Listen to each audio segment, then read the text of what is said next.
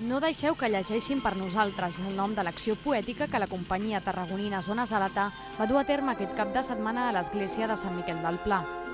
L'espectacle, que va congregar més d'un centenar d'espectadors, proposa una reflexió al voltant de la cultura a partir del gest de l'expressió i del text inconnexe.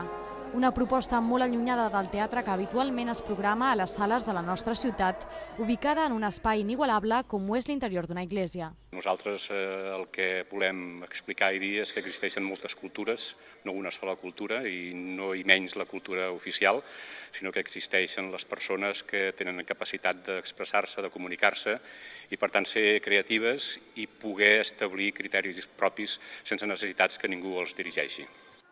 Per acompanyar l'acció, els Zona Sàlata van incorporar una instal·lació plàstica agafant els llibres com a icona cultural.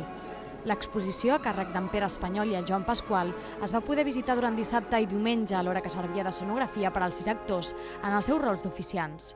Una proposta al més pur estil Sàlata que busca, a partir d'accionar el cos i la veu, trobar aquelles respostes de les que som conscients però que de vegades oblidem per comoditat.